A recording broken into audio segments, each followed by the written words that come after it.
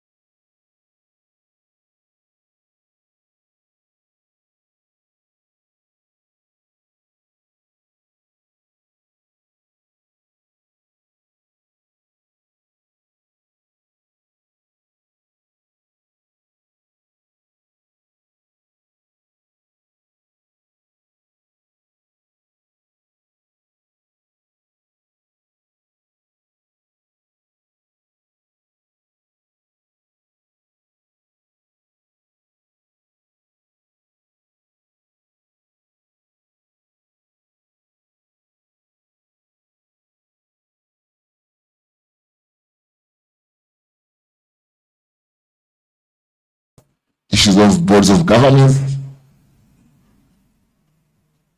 the issues of teaching and learning.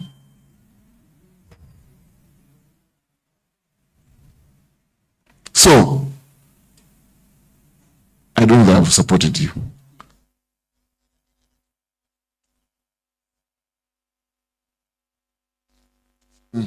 Charges. Now, the problem is not with the schools and we. The problem is with the boards of governance that take decisions. The biggest concern we have is that some of you and me don't go to these meetings where decisions are made. Am I communicating? When did you last sit in a PTA? When did you last sit? Be sincere, put up your hand. And what was the decision? Only one out of this. So the decisions that are taken by our PTA and boards of governors are taken without us. Especially we who are very busy people, whom I know more. We think we know it all. But because it is touching your neighbor and friend and relative, now you are coming up. Now, that's why we are saying the composition of the board of governors is also very important. I think I should elaborate. Who is a member of the board? We have members of the foundation body. We have members of the teaching and non-teaching staff. We have members of the parents, PTA. We have an old student. We have the area local government and the higher local government. Now, these categories, God forbid, were picked according to the Education Act 2008 to make representation. Our only ray of hope now is the Education Review Commission. Education Review Commission is ongoing, is on board, and we are eagerly waiting to carry out and get feedback from the Education Review. The last one was in 1986, almost 40 years ago. Now we need to have one, and we'll see what to do. Thank you. Thank you so much. I'm going to ask Joshua Chisauzi. Kindly come help me pick this microphone. I'll pick 3 people from this side and 3 people from this side. for us to have an interactive session, and you will be asking my panelists some of the questions. Dr. Dana, do you have some comments to make? Okay, it's just here on the podium. Are able to speak, because we certainly need to hear from the inspector of schools. We are going to have the inspector of schools. The sign language interpreter is also putting her hand up. Okay, so let's have the inspector and the sign language interpreter from this side, and then we'll have yourself. No, we are going to do it in a phased manner. So we'll have two questions from each side. The panelists respond, and then we have another round. We are still in time. Yes.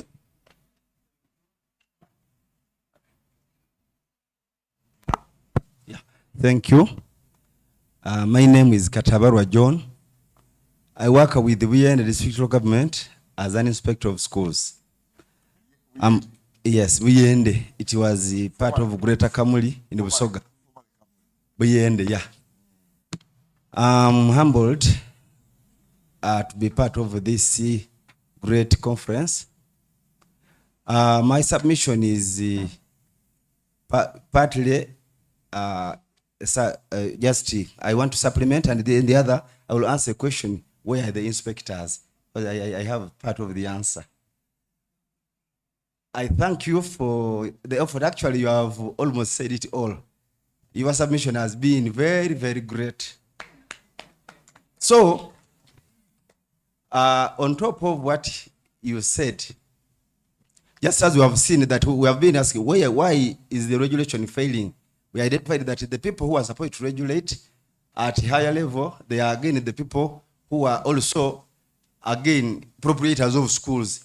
And in Uganda, it has also come true that the private sector are the pace setter for education now.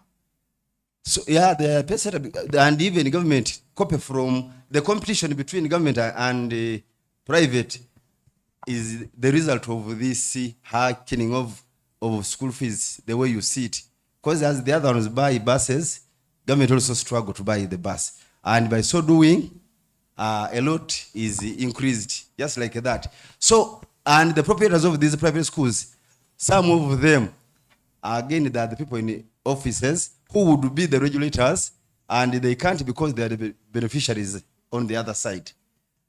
When it comes to local government, it is worse, because those, local government basically political, the politicians are the ones that put up those funny private schools there, and I need to regulate there. Once you try, again they say there is a lot, as in quotes, it means a lot. The problem is that the political wing has again taken over education, especially at a local level, local government level. That's one of the biggest challenges that we have there. Then, where are the inspectors? The inspectors are majorly at the district offices. Reason, government has not come up with a program to facilitate transport. They have no transport facilities. So either if somebody can struggle to buy a motorcycle, personal, or you hire a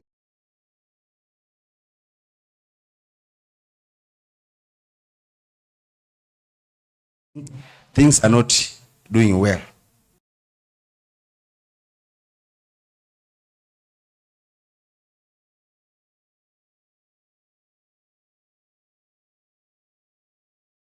Language interpreter and a concerned parent. Yeah, I'm picking it up from the morning panels. Some issues that came up, but somehow we did not get answers because someone who from the ministry said it was not in her powers, or she will report back. But happily enough, we have the commissioner. I know he will give us the answers. To begin with, one, what went wrong? What is happening to our public schools? Where is Nakasero? Where is Buganda Road? What is happening? Where is Chitante? So are you sending us to private schools? That is one. Then secondly, another issue from the morning panel. Why are government schools charging us? Can't government regulate them? Have you left us in the hands of private schools? Talk about Budona, Magunga, Gayaza, where we all want to take our children. They are charging us highly like Chitende, which are private schools.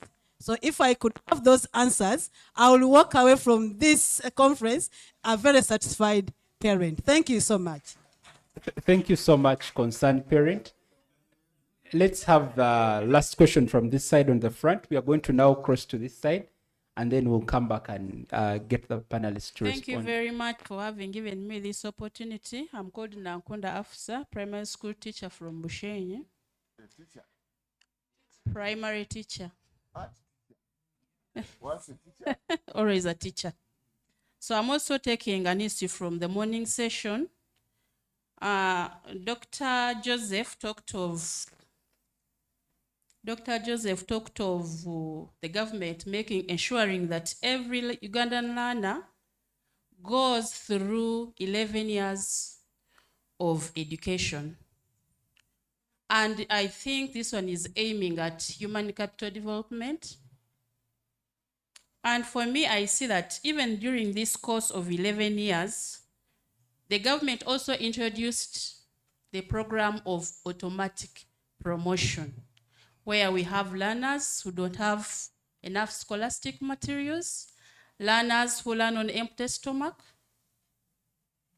learners who don't put in much effort because they know after all at the end they're going to be promoted.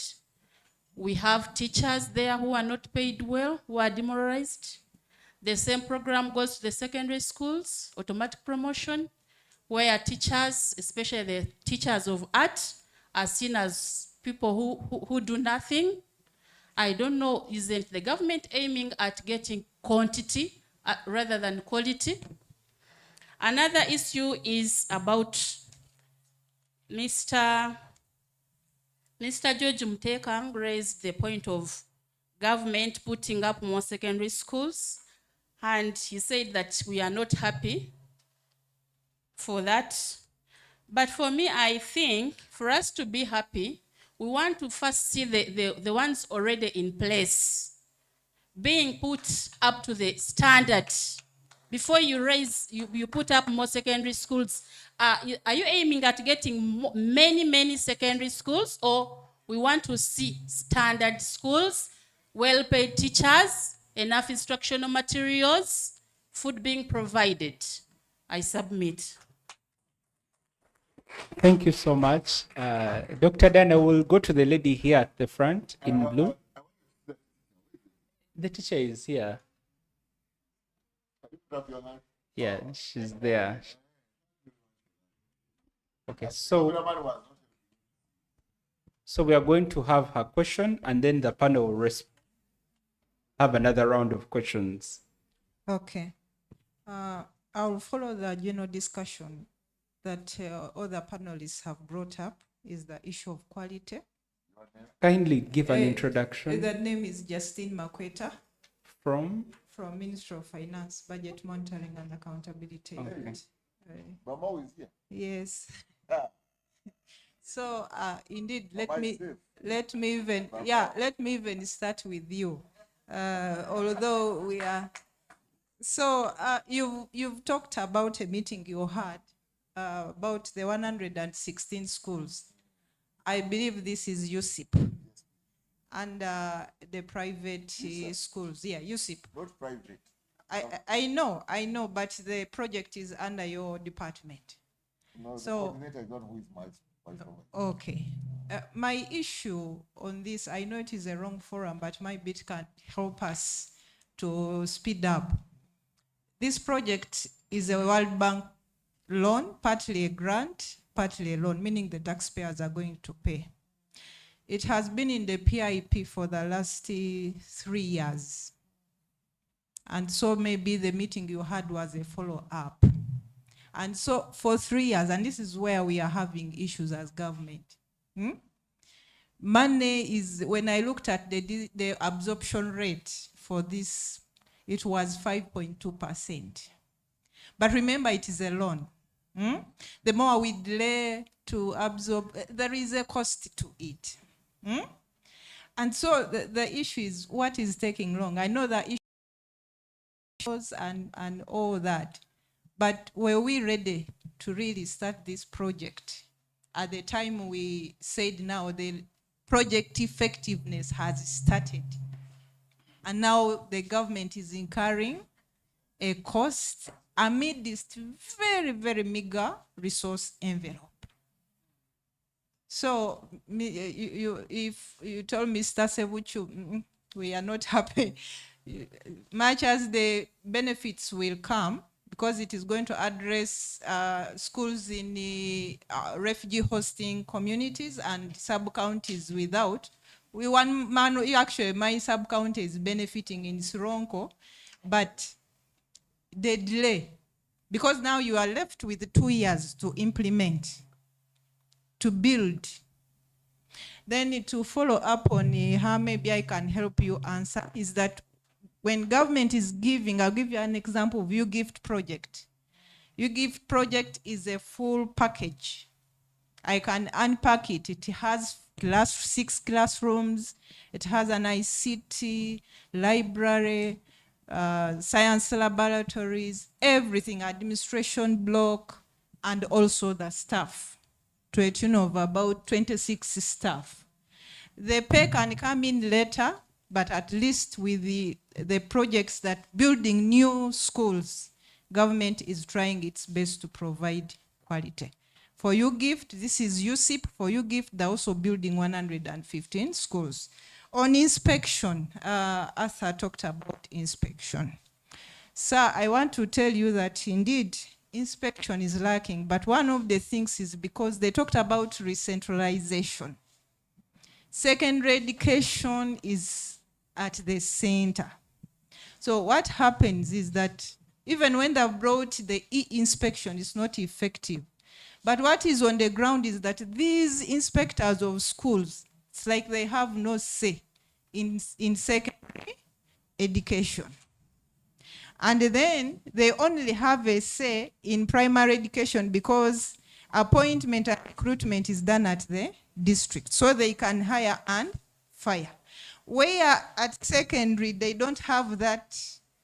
Those head teachers don't listen to them. Also, because of the limited inspection fund, ask that inspector if he has ever gone to a private secondary school, since you are in charge of private schools.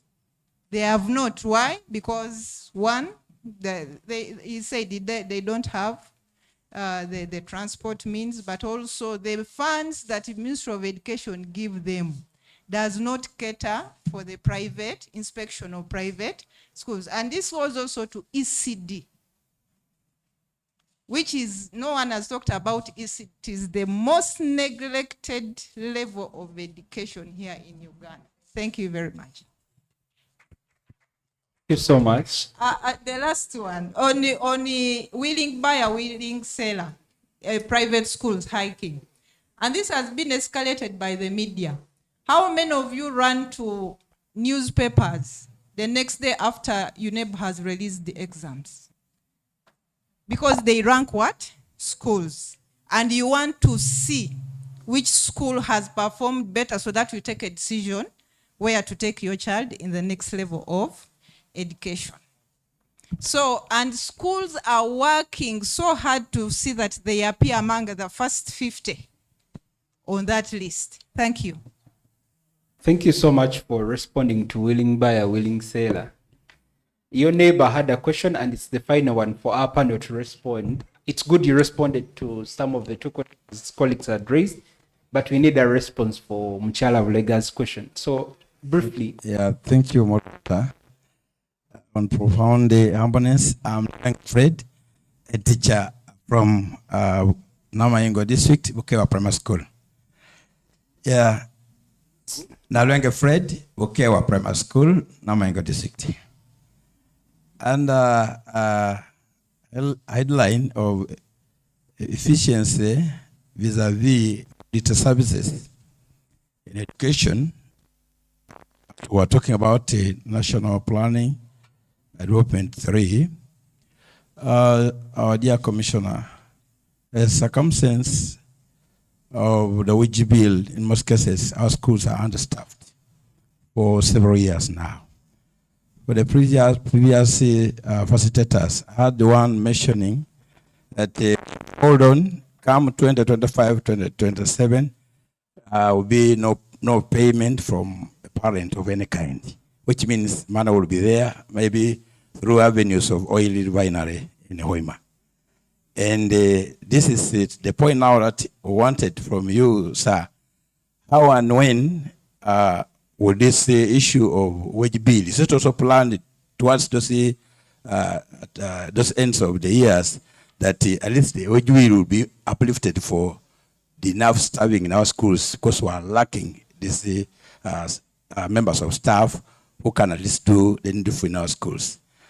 Issue number 2, when the government was considering some teachers, whoever attended secondary and then university level, where went for a science lecture, I did mathematics, sports science. You were attending these lessons together with those. How did it come for these teachers of secondary isolated to be science teachers and hence increase their salaries, and those of primary left out? What was the plan towards this? Lastly, well, an issue amidst the low economic background of our country, Uganda, we have the shortfalls in staffing, and yet our local leaders need performance from our school. Here is a situation which has come in our midst for some teachers being rushed to be taken to punitive measures as to why they have failed children in primary 7. When you look at the identification of teachers, very low economic service or give little salaries, but you find certain district leaders take some teachers when there are some failures, like one after PLO results, to be taken to punitive measures that why have children been failed, meaning that the teachers are the ones who are failing the student to pass highly. Is there a policy that students do not fail? Yeah, is there a policy that in a certain institution there must be a must that children must pass? If there is nobody who has made children pass in the primary school or secondary, they take it primitive measures to be asked questions as to why children have failed, and they are teased so much and threatened. So this is also my concern, which I wanted you to air out in this house. Thank you. Thank you so much. Now going to have the panelists respond to the questions that are still pending, and then we'll have the final round of questions. Over to you, Commissioner. Before Commissioner comes, there was a pertinent question. Now, I don't want to speak as a lawyer or as a teacher. I want to speak as an activist. What is happening to the public schools is the same thing that is happening to whatever you know that was branded as a traditional school. The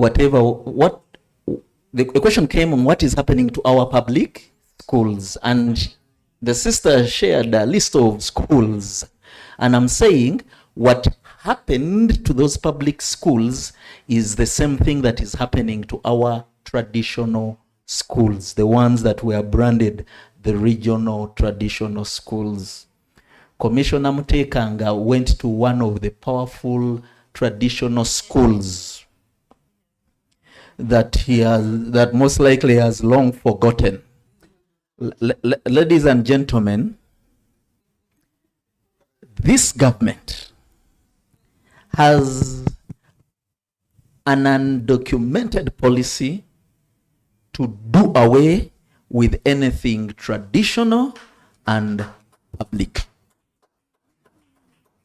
I've said undocumented, but and I can elucidate. A place where first of all, what happens to Nakasero, Kitante, the Shimonis? We won't tell that story of the Shimonis and the area primary schools. Those ones are gone. The bad valleys are gone. When you come to the traditional secondary schools, public schools, left for those that are faith-based, whatever is public and is not faith-based has had a share of the same. Look around Kampala.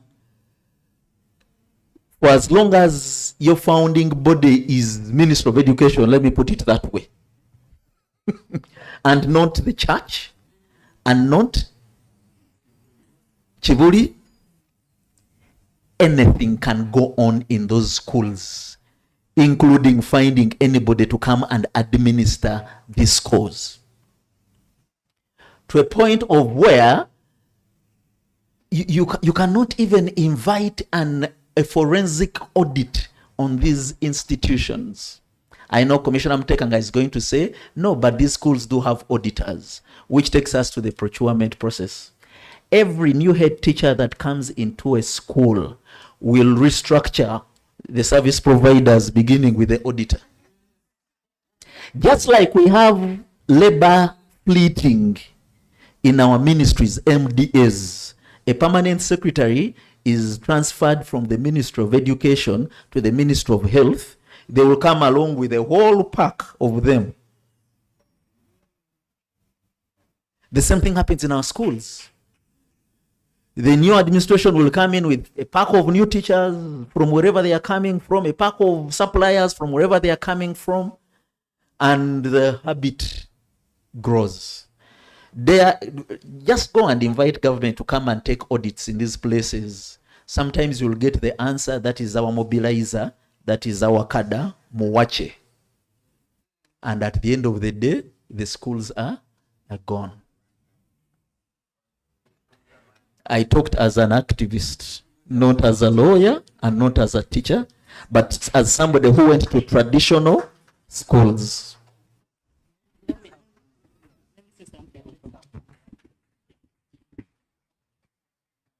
Thank you. I'll speak to the salary disparity between the science teachers and the arts teachers. And when this policy came in, the scientists clapped their hands and people have benefited. I know that it may be stated we are struggling with some, resources, but the level of discouragement, the demotivation of the teachers, some of who came to our offices to report and say, can we petition court? Because when you sign up to do science and arts subjects, you all contribute to this economy, don't you? When I study law and someone who studies maybe nursing, and they are saying, no, because these are scientists, now this one gets 2 million and the lawyer gets 1 million. Is that fair? We all go to the same schools. These people are teaching the same number of students, but they are given different salaries. They sit in the same staff room. They all eat kawunga and beans. But at the end of the day, they are given a different fee because they studied something different. And others, they're not even sure. The economists are saying, no, ours is the also science. And the artists are saying, we contribute to the scientists. We're the ones who taught them English. We're the ones who taught them all the other issues. So every subject and every discipline is anchored onto the other. Each one complements the other.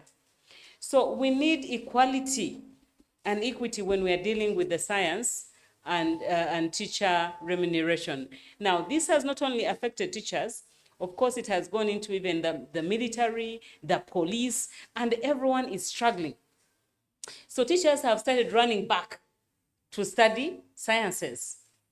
And we are also seeing a lot of absenteeism because then they have to find alternatives to sustain themselves. We are seeing head teachers who are earning less than the people they supervise. We are seeing heads of subjects or heads of disciplines who are being demotivated. I think, Commissioner, you should speak to this.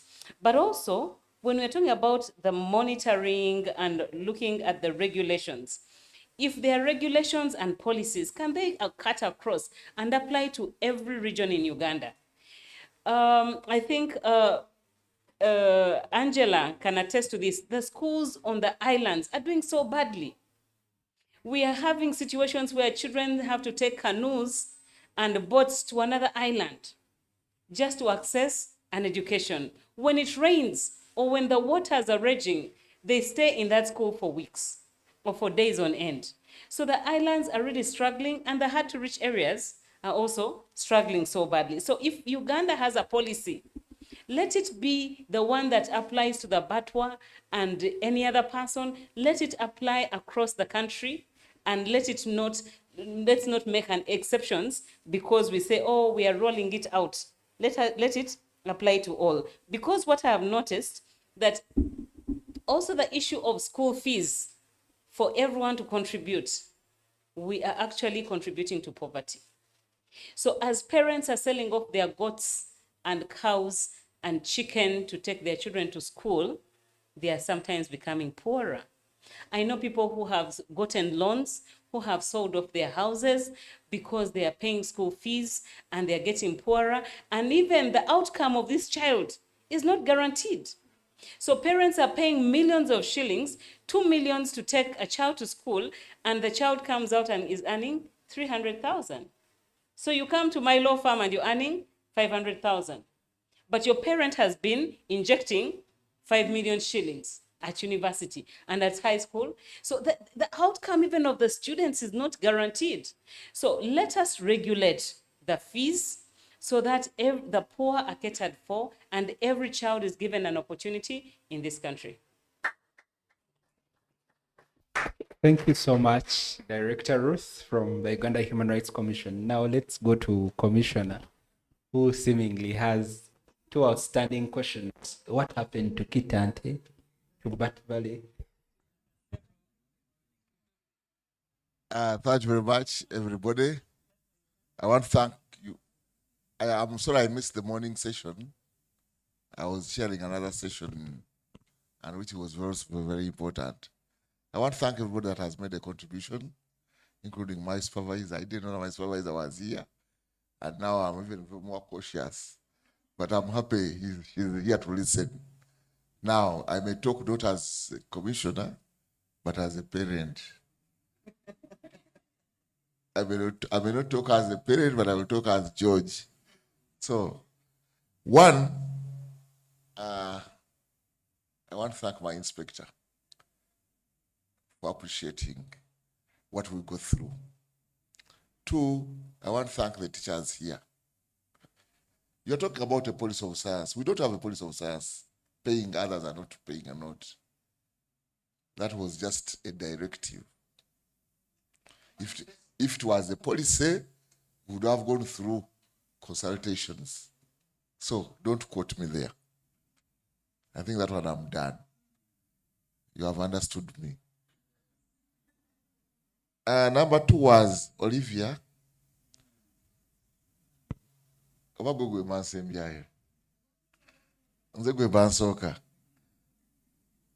wanted to end up with you. The teacher from Bushenyi. He had a number of issues. One of them, 11 years of what? Education. Was that Mr. Mvawala, doctor? Actually, they are not even 11. They are now 14. The first 3 years are very key. It should be on record that we gone are the days. That's why we have a review commission. This business of stopping and starting at primary one is no longer an issue. The issue is now, can we have all children go having a preschool? That's what we are cooking. But the problem is that the preschools are private. That's why we have a hurdle. But we are saying all government primary schools should have a preschool. Why? I know Bamao normally finds them as P1A and P1B.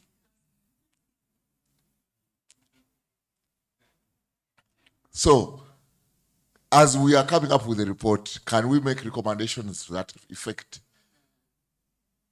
Because it has been observed through research that the first 1,500 days of a child is what is key and what is critical. That's the right word. So whatever happens after is, that's why we have started dwarfs, and I don't want to go that far. However, I want to thank the teacher. She raised a very important question and concern. Do our children eat at school? If yes, what do they eat? If no, what is the problem? Last week was Literacy Week. You saw me on TV, some of you.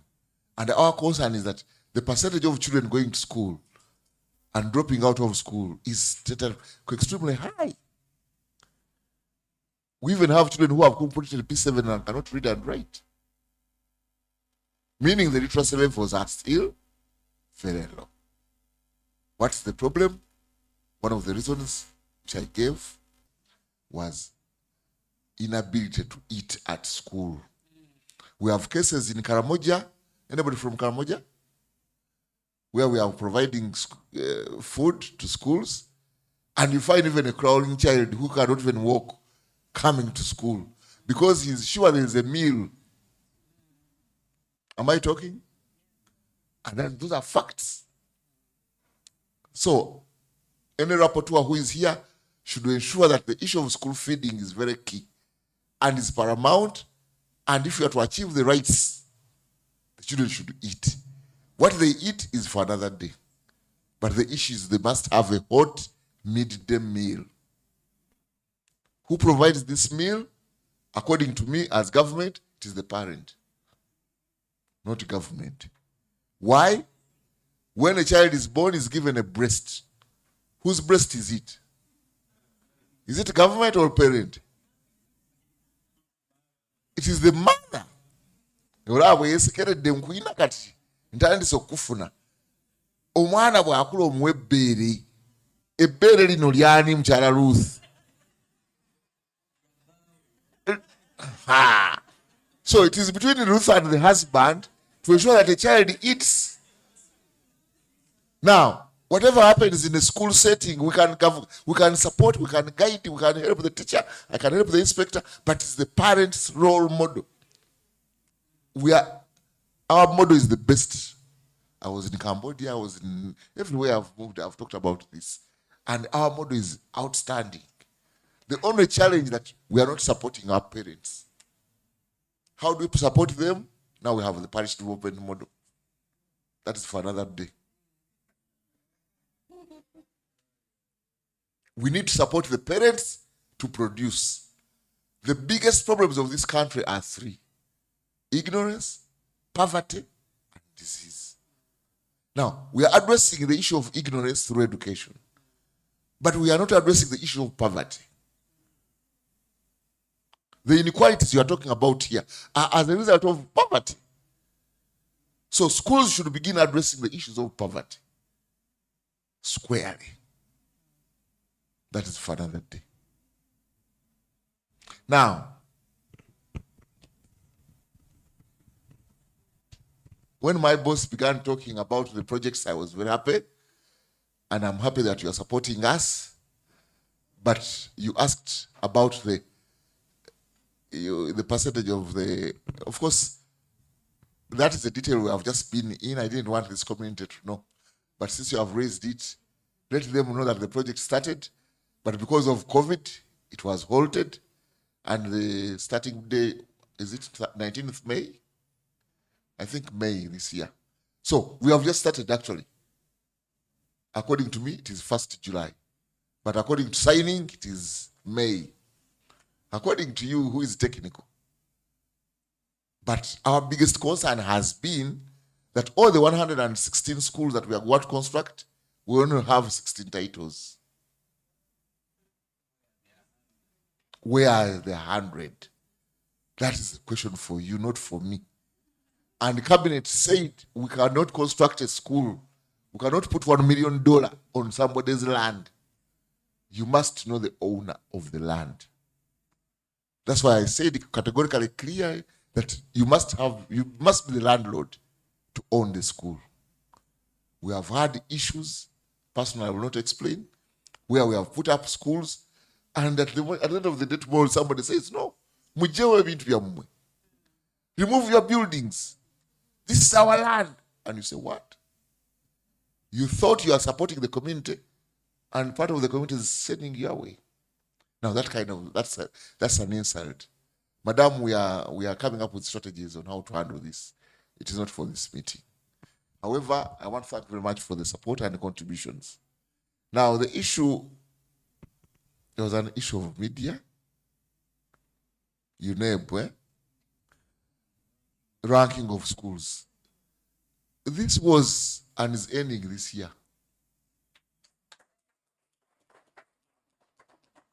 Come next year, we shall no longer have rank. Why? Because we have a new lower secondary curriculum. The student, we no longer look at the school, we look at the competence of the child. So it is the child's competency, not the school's number. Am I communicating?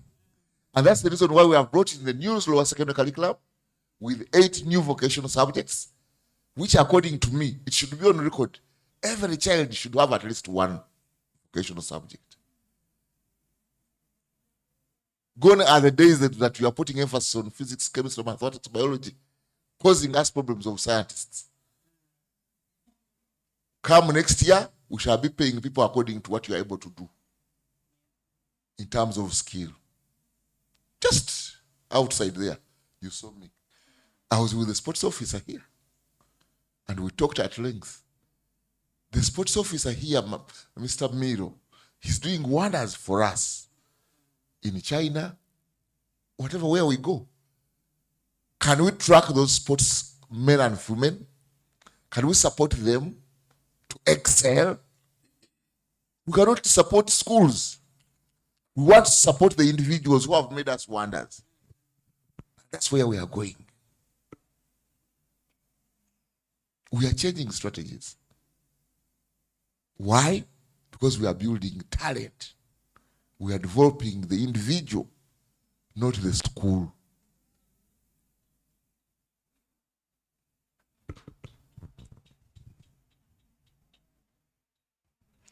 There was an issue of Fred. Fred raised a number of issues, and one of them was, I'm sorry, I wrote some few things here. You can remind me. The one was, the outstanding one was which one?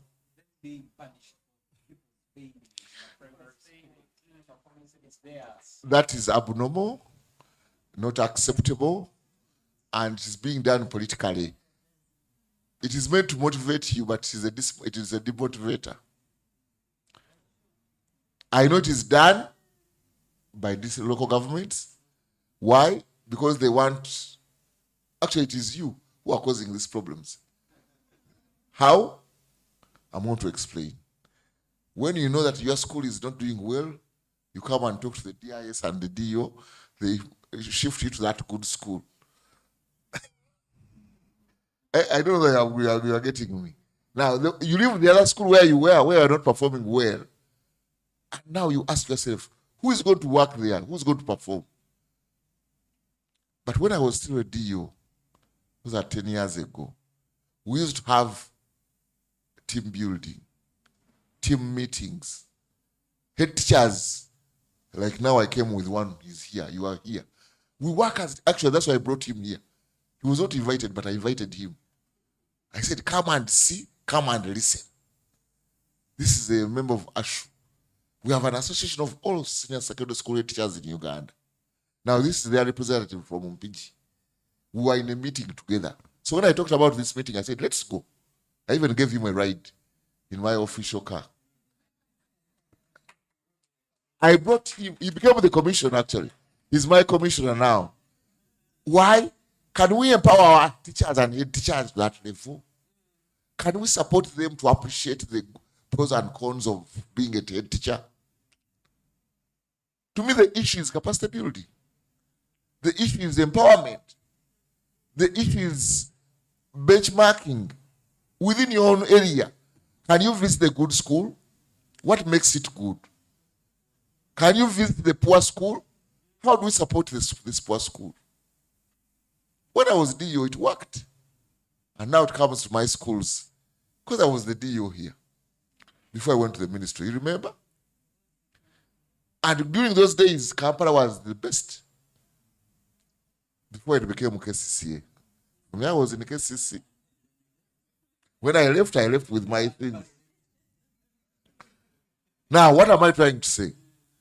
The public schools, our biggest problem has been the politicians. They want to sell everything they see. You have seen the saga, the scandals in Masaka. They were here. If we had not stopped, all the schools would be gone. And it's so disheartening that somebody has no passion for education. But that's not for my day-to-day. The other comment I want to talk about is, you asked 2 questions. What has happened to the public schools and what?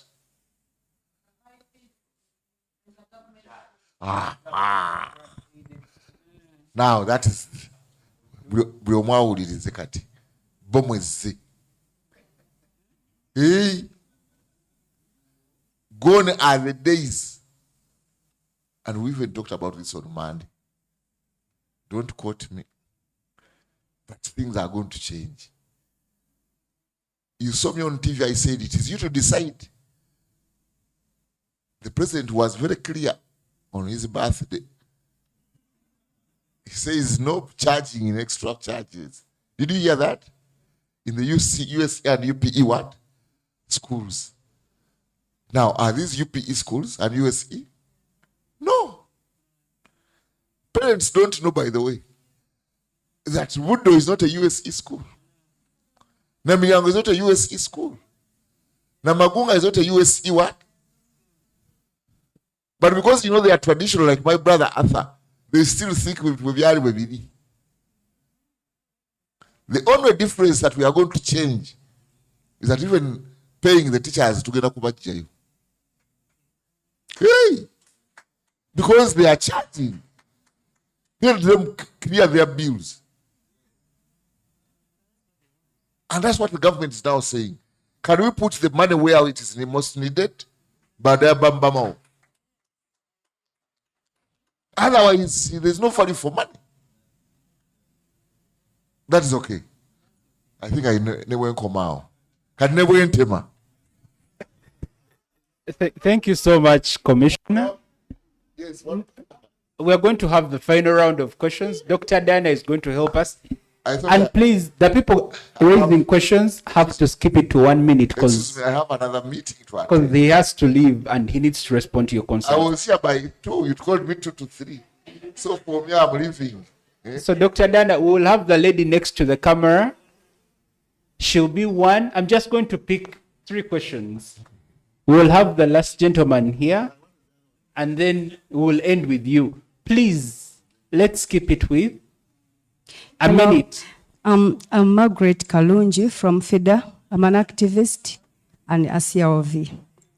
Yeah, my issue is on school inspection. I'm going to talk about it again because I was not contented with it. Yeah, the issue of inspection, I'm talking about it depending on the schools in the village. I come from Nakaseke. Nakaseke district is the district where you find students going to school at 9:30. You ask them, why are you late? They say, our teachers first go to the farm to dig. And those are the teachers paid the government money.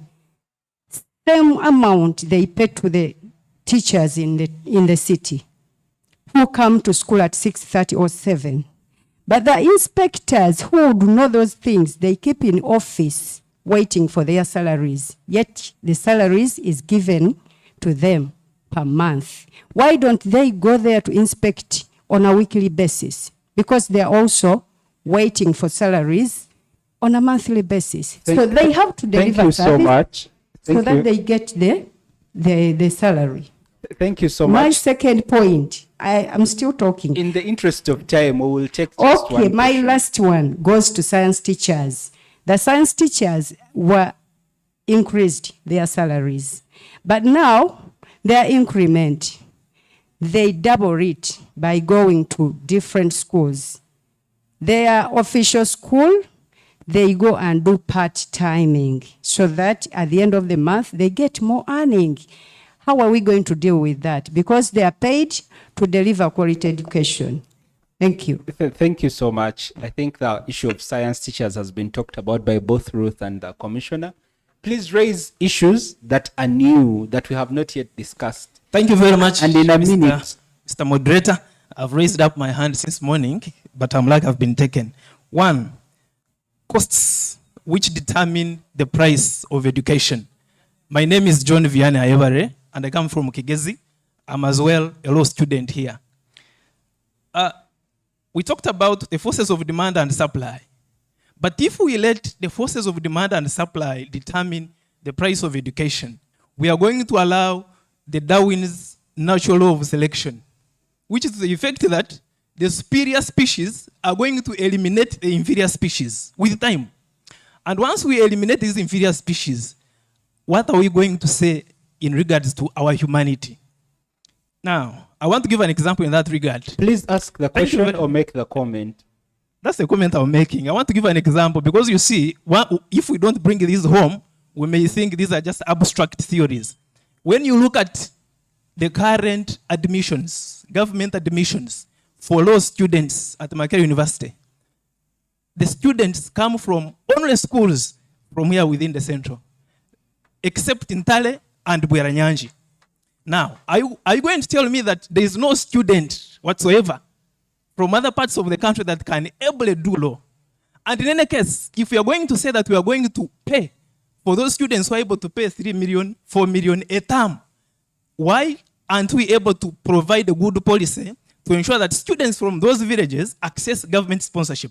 Don't tell me about district quota. Thank Secondly- you. Thank you. secondly, Mr. We will Moderator, only take one question. Kindly hand over Allow the me say this. microphone. Allow me say Hand this. over the microphone to Dr. Diana for the other people to Thank give you. their concerns. We have this gentleman.